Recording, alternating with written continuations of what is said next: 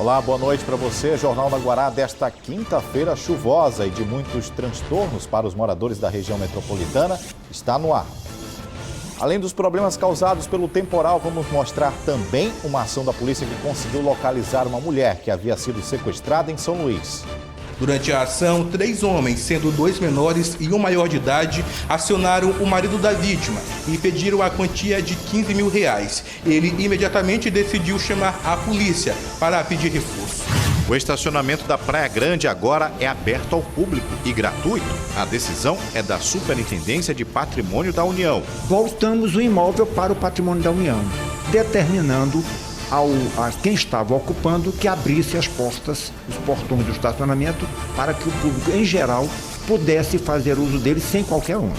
Operários já começam a trabalhar na segunda etapa das obras de alargamento da Avenida Jerônimo de Albuquerque. A via possui um dos piores gargalos do trânsito em São Luís.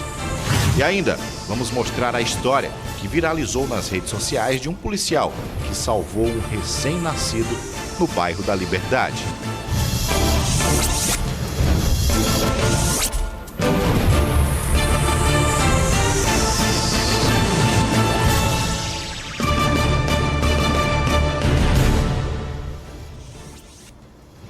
Começamos com o estacionamento da Praia Grande, que agora é aberto ao público e gratuito. A decisão é da Superintendência de Patrimônio da União, responsável pelo terreno onde foi feito o estacionamento que havia sido cedido ao governo do estado.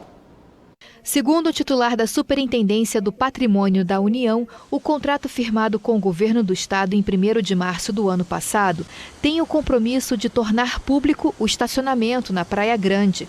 Mas após a conclusão da obra, passou a ser de uso privado. Inclusive, a plaquinha está lá, indicando o estacionamento a partir de R$3.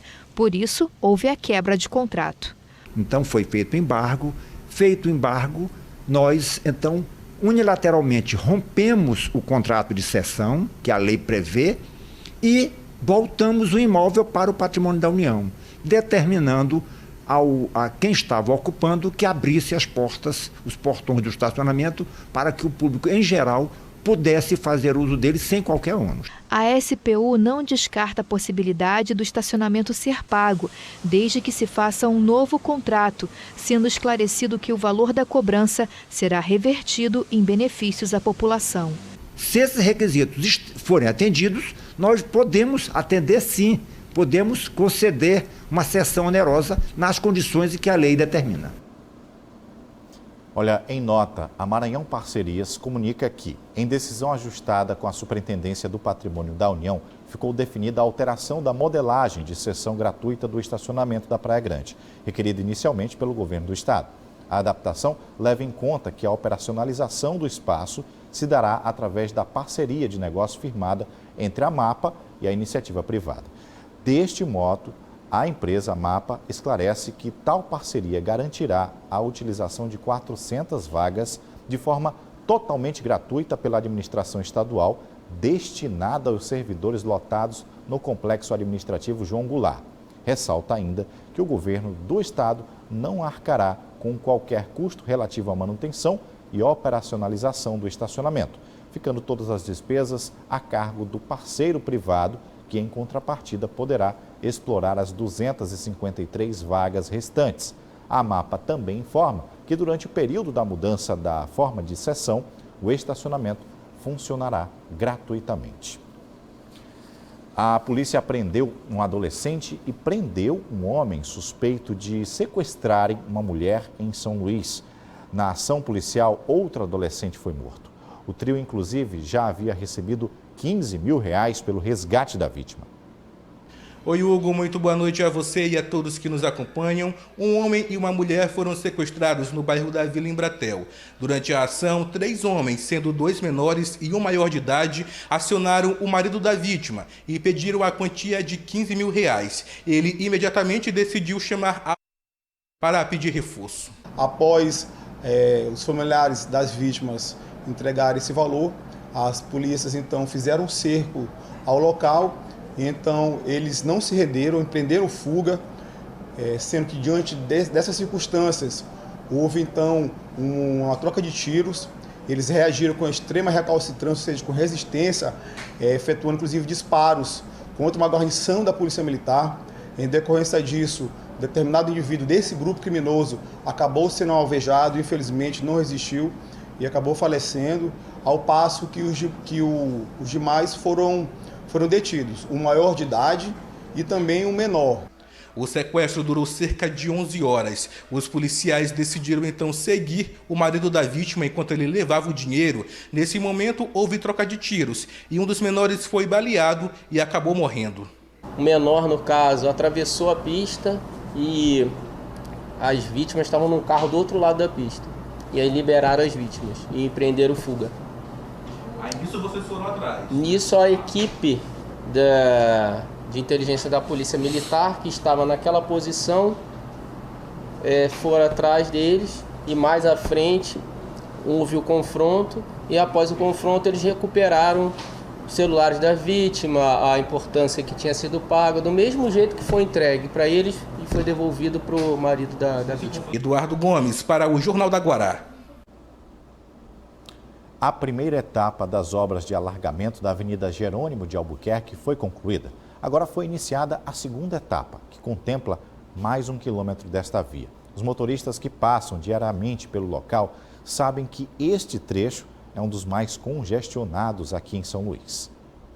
Em novembro do ano passado, ainda dava para ver os operários trabalhando na primeira etapa da obra de alargamento da Avenida Jerônimo de Albuquerque, próximo ao Angelim. Executada pelo governo do estado por meio da Agência Executiva Metropolitana, as intervenções são em parceria com a Prefeitura de São Luís e divide opiniões.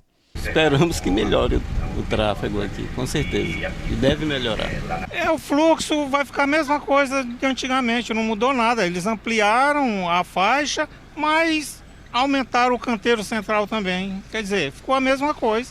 Esse é um dos trechos centrais do trânsito da capital, por isso o trajeto para muitos bairros. Com o alargamento da via, a intenção é reduzir os constantes congestionamentos nesse ponto da Avenida Jerônimo de Albuquerque. 2 meses depois, com a conclusão dessa primeira etapa, foi entregue uma extensão de 500 metros que inclui terraplanagem, pavimentação asfáltica, drenagem e construção do canteiro central. Ao todo, são 6 metros de pista e 4 metros de calçada. Há 15 dias, teve início a segunda etapa da obra, que vai até as proximidades do bairro Bequimão. Nessa nova etapa, serão mais 1,5 km de via, do condomínio Ipem Angelim, onde semáforos e um retorno já foram retirados, até próximo a esse supermercado. A obra prevista para 8 meses, nós já iniciamos aproximadamente com uns 15 dias. Lógico que nós temos que ver a situação das chuvas, né? As chuvas atrapalham um pouco, não chegamos a parar a obra, mas sempre tem uma interferência que nós temos que estar tendo essa previsão. Então, são 8 meses para efetuarmos a obra completa. Depois, a terceira etapa vai eliminar a rotatória da Coab e criar um eixo contínuo ligando as avenidas São Luís, Rei de França e São Sebastião. É uma obra menor, uma obra de prazo de 4 meses. Quando terminarmos essa obra do segundo trecho, que vai do Ipem Angelim até a Forte do Véu, a rotatória já está pronta também. A expectativa é que em 8 meses tudo esteja pronto e que os congestionamentos nessa região sejam uma realidade do passado. A seguir, o noticiário político com o nosso comentarista Marcos Saldanha. Um instante só.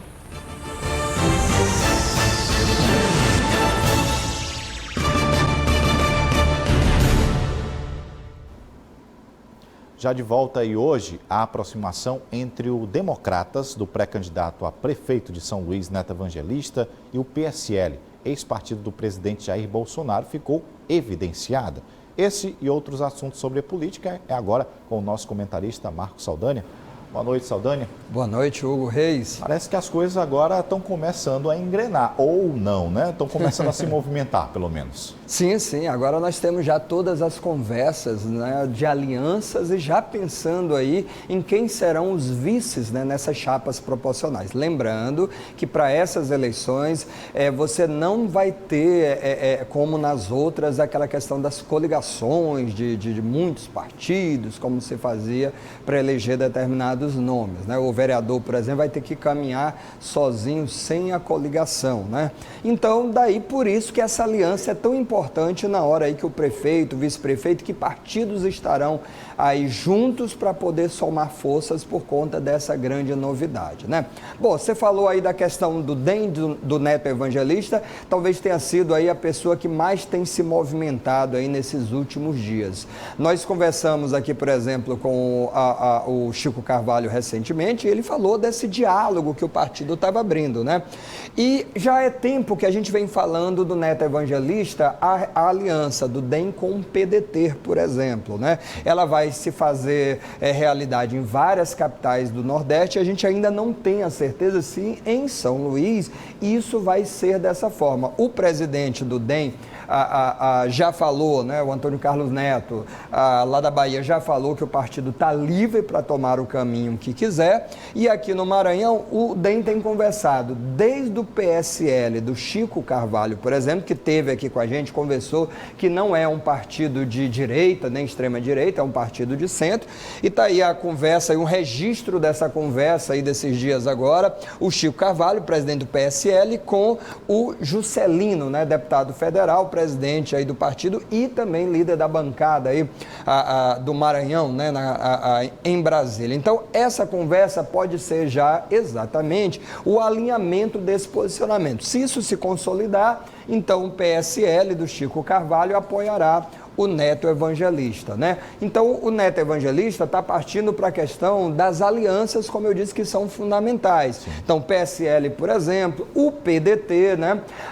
Nós conversamos aqui tanto com o Neto, como conversamos já com o Osmar Filho, ambos sempre falando que não abrem mão de ser candidatos, que serão sem dúvida nenhuma. Mas nesse momento, tudo se encaminha para o Neto ser cabeça de chave e o PDT, ou com Osmar Filho, que eu insisto, que acho pouco provável que será candidato a prefeito ou a vice. Acho que o Osmar Filho vem para uma reeleição, não só da Câmara, mas depois de reeleito, a reeleição de presidência de Câmara. Afinal de contas, assim, o Osmar Filho é uma peça fundamental e interessante dentro da Câmara. Exatamente. O Osmar Filho não só é uma peça fundamental dentro da Câmara, como tem articulado com o Astro de Ogum muito mais nesse sentido de consolidar força na Câmara do que no Executivo, né? Outro nome do PDT que vai ter muita força aí é o próprio prefeito Edivaldo Holanda, quer dizer, o próprio governador Flávio Dino já disse que a eleição passará por ele, né? Os dois vão conversar aí em quem vai ser o nome. Então, eu acredito muito nessa aliança, no sentido de se viabilizar do Neto candidato pelo DEM e o PDT, que não o Osmar Filho, indicar o vice, né? Então, isso é importante, porque inclusive o Neto Evangelista deu ali umas alfinetadas em candidatos que, segundo ele, estavam escondendo alianças, dizendo que vão aí para uma chapa puro sangue, sem alianças, mas que sabe que nos bastidores essas conversas estão acontecendo. Aí não tem como negar. Todo mundo quer ser eleito agora, está buscando partidos para tentar consolidar a aliança, né? Saldanha, e a pré-candidatura do Duarte Júnior, como é que ela anda? Pois é, olha, eu tive informações agora de que o Duarte Júnior está muito próximo de fechar com o PRB. Então a gente já sabia que para ser candidato ele não se viabilizaria no PRB, no PCdoB, muito mais encaminhado com o Rubens, né? Então é muito provável, eu diria, não estou dando informação que ele já está afiliado, mas acredito que essa viabilização falta muito pouco para ela se consolidar, e aí o Duarte Júnior estaria não só no partido do Kleber Verde, mas do vice-governador, lembrando que o vice-governador Flávio já disse que é candidato ou a presidente ou senador, então o vice-governador assume aí pelo menos 2 anos aí do governo estadual, então indiscutivelmente é um partido que vem forte para essas eleições municipais e deve muito provavelmente contar aí com o nome do Duarte Júnior. E nós temos aí mais um nome para essa disputa, um colega jornalista. Exato, mais um colega jornalista, né? A gente tem o Geisael Marques também, jornalista, que já anunciou que vai ser candidato, né, pelo Rede, que está se organizando, inclusive, já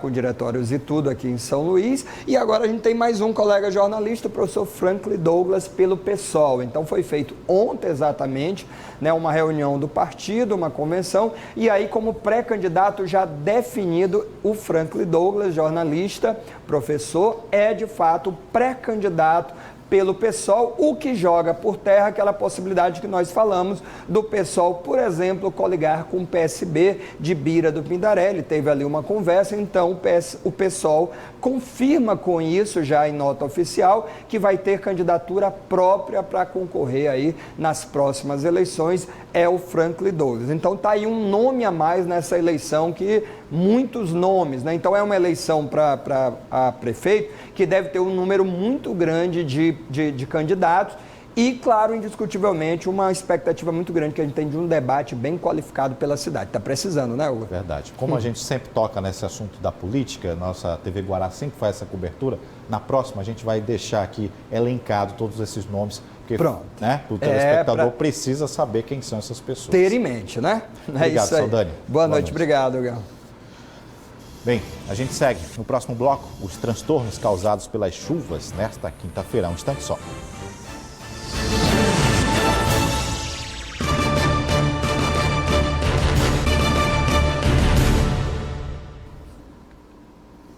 De volta, e a gente mostrou aqui no Jornal da Guará, na segunda-feira, que os moradores do loteamento Presidente Vargas denunciavam cobranças abusivas da empresa responsável pela distribuição de água no bairro. Pois é, dessa vez a BRK cortou de vez o fornecimento. Obviamente que a comunidade não está nem um pouco contente. Há 2 dias sem água, os moradores mostram o documento que comprova a suspensão no fornecimento do abastecimento na comunidade em Passo do Lumiar. Eles denunciam que os cortes foram feitos um dia depois da reportagem que fizemos no local, denunciando a cobrança de débitos que chegam a R$4.000 para algumas famílias do loteamento Presidente Vargas. Alegando falta de pagamento, só que ela cortou só do loteamento Presidente Vargas, de todas as casas. Além do processo sobre a cobrança nas contas de água, mostrados na última segunda-feira, o advogado dos moradores diz que conseguiu uma liminar determinando que o fornecimento de água na comunidade seja restabelecido em até 24 horas. Foi dada a liminar ontem, foi ordenado que ela suspendesse as contas ilegais, né, abusivas, e também que religasse imediatamente, no prazo de 24 horas, a água dos moradores.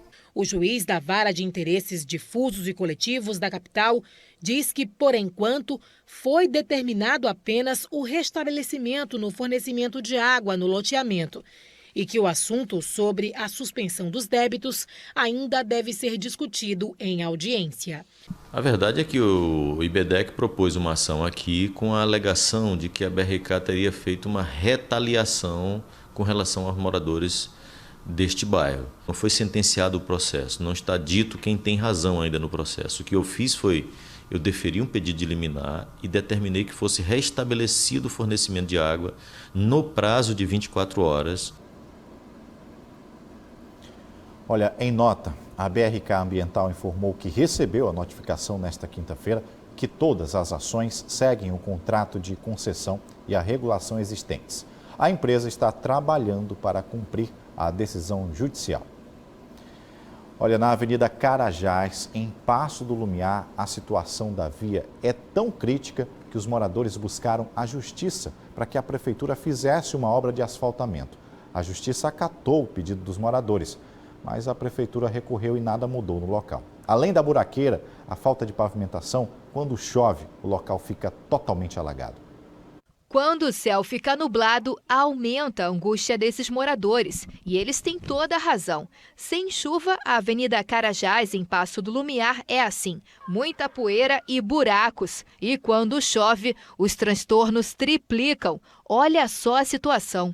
A avenida se transforma em um verdadeiro rio. Chega até a desaparecer com tanta água. Angustiados, muito preocupados, porque a gente sabe que é um local, uma localidade de 400 metros, que não tem um mínimo de infraestrutura, que não tem drenagem, que não tem escoamento de água, ainda mais as enxurradas que vêm das transversais. Muita água entra nas residências, inclusive ano passado tivemos um caso aqui de uma criança que pegou uma bactéria de uma lama contaminada.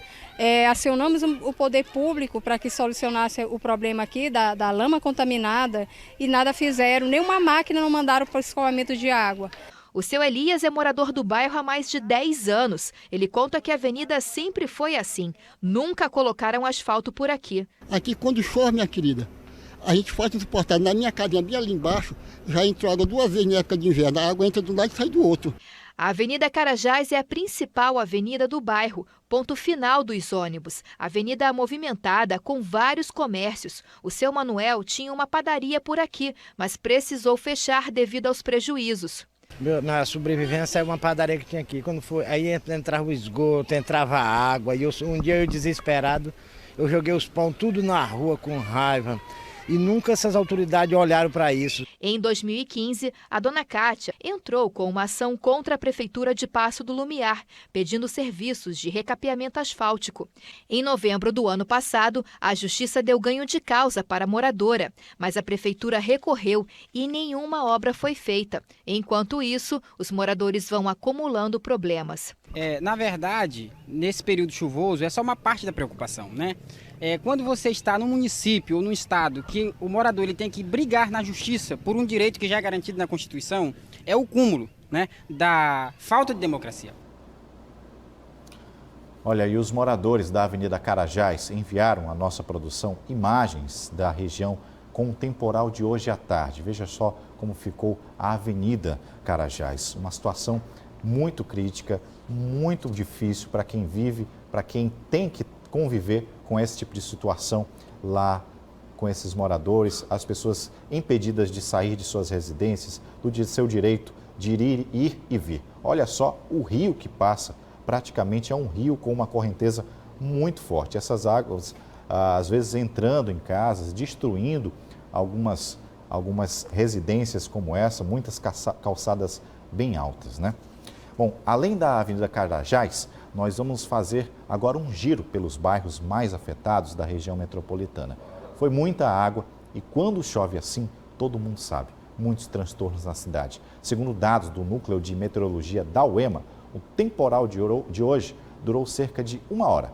Nós temos imagens aqui, primeiro da Estrada da Mata, em São José de Ribamar. Você vai poder ver aí como ficou a situação. Carros ilhados, ninguém sabe onde começa e onde termina a avenida. Caminhões, até caminhões parados, ficaram ali aguardando o nível e a margem da água poder baixar. Além disso, lama e, com certeza, doenças graves aí possam estar circulando nessas águas, né? Afinal de contas, um risco muito grande de contrair a leptospirose por conta dessa água suja. Esse é um problema crítico, crônico e de muitos anos nessa região. Vamos agora à cidade operária, que também registrou situações parecidas como essa, também com essa chuva forte de hoje. Olha só, esse veículo arriscando passar nessa água muito forte, a correnteza acontecendo aí no bairro da cidade operária, a água com certeza entrando nas residências, assustando moradores, assustando as famílias que ali vivem, que têm que conviver com essa situação que atrapalha o direito dessas pessoas de ir e vir. Muitas delas trabalhando e sem saber se podem voltar para casa para cuidar de seus bens, para manter as suas conquistas ali intactas. A Avenida Guajajaras também registrou situação muito complicada. Carros mais altos puderam atravessar, outros tiveram que recorrer ao meio-fio, subindo aí, como você vê nas imagens, para se proteger e não perder o veículo, né, nessas águas aí que estão alagando. Não há um escoamento, não há feito aí, não existe um trabalho de escoamento dessas galerias, a água não tem mais para onde ir. É preciso que as autoridades, os gestores públicos possam fazer de urgência algo por essa região. Comércios, é uma região comercial, então a movimentação é muito grande. Muitas empresas acabam perdendo seus materiais, seus estoques, por conta desse tipo de situação em que a água invade as lojas. Estrada de Ribamar, também um ponto crítico aqui na nossa região metropolitana. É uma foto, um registro aqui um pouco embaçado, mas você percebe pela linha aqui no horizonte, o farol do veículo quase encoberto com a força da chuva, da violência dessa água toda, né? No Maiobão também, lá a situação é complicada. Nós diversas vezes acompanhamos, inclusive amanhã estaremos de volta no Maiobão para avaliar como ficou tudo isso depois dessa correnteza que circulou pelas ruas do bairro. Olha só, você vê aí o carro sendo arrastado, a situação ali, um container, praticamente um container ali também sendo arrastado, carros parados. Olha só, dimensiona-se aí, portanto, o prejuízo que se tem com esse tipo de situação. Chuva muito forte, as pessoas se arriscando, o motociclista ali tentando segurar a sua motocicleta numa situação desesperada de garantir o seu bem. Além dessas fortes chuvas, muitos raios e relâmpagos caíram aqui. Na região da Península foi registrado uma situação que assusta muita gente. Olha só, a força do raio, além do estrondo, né, que assusta muita gente, a gente também vai apurar essa incidência de raios e alertar o telespectador de como se prevenir e o que fazer no momento que presenciar situações como essa. Haja vista que muita gente tem medo e, claro, assusta, raios são perigosos e nós temos essa incidência de raios acontecendo muito aqui. Colaboração essa dos nossos telespectadores que enviaram aqui essas imagens para a TV Guará. Bom, e a gente segue. Depois do intervalo, vamos mostrar uma história que viralizou nas redes sociais de um policial que salvou um bebê recém-nascido no bairro da Liberdade. Mas antes, fique com a tábua de marés para esta sexta-feira.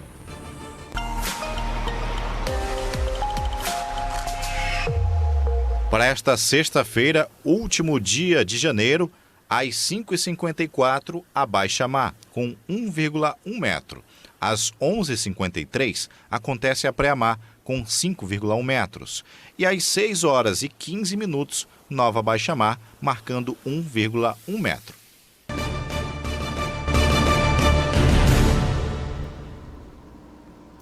Olha, pais de alunos de escolas particulares estão revoltados devido à mudança do material didático dos alunos na disciplina de inglês. A gente vem mostrando a situação desde o início do ano e uma nova audiência aconteceu hoje na Justiça.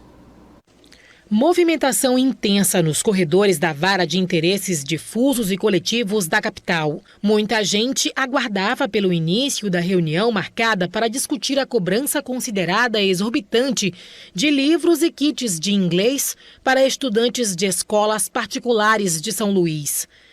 Desde o início do ano, pais de alunos denunciam abusos de instituições da capital maranhense, especialmente sobre a inclusão de novos programas de inglês.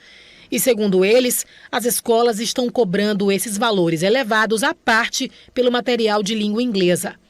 Alguns kits que antes custavam aproximadamente R$ 261 aumentaram para R$ 574. Indignados com a situação, um grupo já formalizou uma denúncia no PROCON. Não agradou, na verdade foi uma grande surpresa para a gente, porque nós fomos saber no final do período letivo desse projeto bilíngue, que como os pais foram buscar entender o projeto, a gente já sabe que não é um projeto bilíngue, não se adequa a uma escola bilíngue. Então o que a gente percebe é que teve apenas um aumento de carga horária de inglês, né? E esse inglês que a gente já está pagando já está na mensalidade reajustada para 2020. E a gente foi surpreendido também pela venda casada. Por quê? Porque nós não podemos comprar o material de inglês em editora ou em livraria, nós temos que comprar na escola, com convênio com uma escola particular. E tipo assim, nosso valor do material passou de R$ 250, que foi ano passado, para R$ 1.000 esse ano. Então, assim, é um valor extremamente alto, né, onde a gente não sabe a viabilidade desse projeto bilíngue, como eles falam. E assim, muitos pais estão tendo dificuldade, é um período difícil, início de ano. E assim, além disso, a gente está vivendo uma venda casada, uma imposição. Fizemos matrícula em setembro e fomos saber desse projeto colocado no nosso contrato, uma cláusula que nos obriga a estar no projeto. A gente não tem liberdade para isso, foi imposto e a gente tem que aceitar essa abusividade num serviço social que é a educação. Os pais contam que parte do material vendido pelas instituições por mais de R$500 na internet pode ser adquirido por menos de R$150, já com frete incluso. Nós estamos falando só da ponta do iceberg. Nós estamos falando dos livros que estão sendo vendidos de forma exclusiva nas escolas, centralizadas. Os pais não podem ter o direito de escolha previsto no CDC, no Código de Direito do Consumidor. Tá? Mas fora isso, nós temos a questão do aumento das mensalidades que também estão superando a inflação, descumprindo a portaria do PROCON, a 224. Tá? Nós temos, além desses problemas, escolas que estão só trocando a capa do livro e vendendo 4 vezes o valor normal. Isso aconteceu comigo. A escola me cobrou R$583 pelo material e eu comprei na internet por R$142. Então não justifica o que estão fazendo. É melhor as escolas dizerem a verdade com relação ao material. Não é porque nós estamos investindo na escola, nós estamos capacitando os professores com o dinheiro de vocês, que é errado. A planilha de custo não prevê isso. Isso é responsabilidade da escola e deve estar previsto no próprio aumento da mensalidade. Que seja um aumento justo, que é isso que nós estamos pedindo. Porque as escolas estão colocando vários materiais para os nossos filhos. Temos escolas que estão cobrando R$4.700 só de material para alunos de 2ª série do fundamental. Tá? Mas quando a gente vai ver a nossa colocação no Enem, nós estamos lá atrás. A vizinha cidade aqui nossa, de Teresina, os alunos lá, as mensalidades são menores, os fardamentos menos da metade do que é cobrado no estado do Maranhão, e eles são os primeiros do Brasil. Então não justifica. Em nota, o Sindicato de Escolas Particulares do Maranhão alegou que, abre aspas, os novos programas de inglês demandam de cada escola investimentos distintos e condizentes com suas realidades. Fecha aspas. Na manhã desta quinta-feira, o assunto foi tema de uma reunião na Vara de Interesses Difusos e Coletivos. O PROCON precisa avaliar se eles próprios podem tomar alguma medida. Pelo que você está me dizendo, o PROCON já tomou uma medida, que seria de suspender a venda de alguns livros. O PROCON, ele é um órgão do Poder Executivo que tem poder de tomar algumas decisões ele próprio, não precisa da justiça para fazer o que é a obrigação dele. Olha só, um vídeo viralizou hoje aqui na capital. Um policial do batalhão Tiradentes, durante uma ronda, abordou uma família desesperada com um bebê recém-nascido que estava engasgado, sem respirar. E essa ação dos primeiros socorros do soldado salvou essa criança. Quem conta essa história com um final bem feliz é a repórter Mariana Dias. A serenidade de quem dorme tranquilo após o susto da noite anterior. Aos 14 dias de vida, o João Pedro engasgou com leite materno.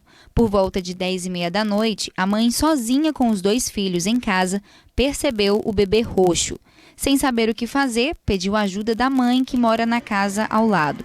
Esse foi o caminho que deu ao bebê a chance de sobreviver. A reação só de chamar alguém para me socorrer, né? E foi quando eu disse para meu filho, que eu tenho um filho de 14 anos, eu disse para ele, corre, chama a mamãe para ver o que ela pode fazer, porque ele tá morrendo. Aí foi quando a minha mãe veio e tentou dar pro esposo dela, meu padrasto, para ver o que podia fazer com ele, né?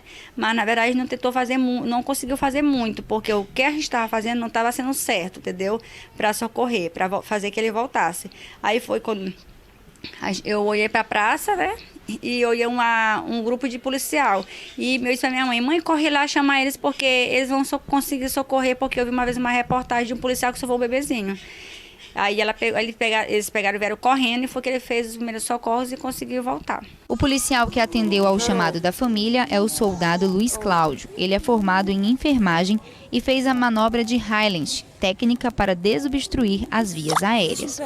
No vídeo, o policial aparece fazendo pressão sobre o diafragma. Ele deita a criança sobre o braço com a cabeça um pouco mais baixa que o tronco e, após as palmadas com a base da mão nas costas, vem o alívio. Chorou. Inclusive, o policial, ele me mostrou como fazer, né? Ele conversou comigo para mim nesse momento ter calma, nessa hora que a gente tem que ter bastante calma, e me ensinou como fazer a criança voltar, né? Quando está engasgada. Era nessa praça que estava o soldado que salvou a vida do João Pedro no momento do engasgo. Após o susto, a mãe entendeu a necessidade de saber os cuidados de primeiros socorros. Um entendimento que precisa ser geral, pois segundo os dados mais recentes do Ministério da Saúde, afogamento e sufocação ainda é a segunda principal causa de mortes em crianças de 0 a 14 anos. Um dia depois do ocorrido, a mãe se emociona ao lembrar dos segundos de pânico antes desse choro e agradece pela ação rápida do PM que garantiu ao João o aconchego dos seus braços. Eu só tenho a agradecer ele porque salvou a vida do meu filho.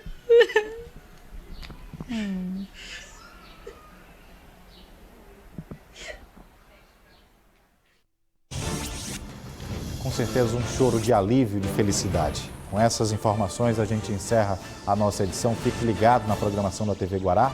Amanhã a gente está de volta, aqui às 18h30. Até lá!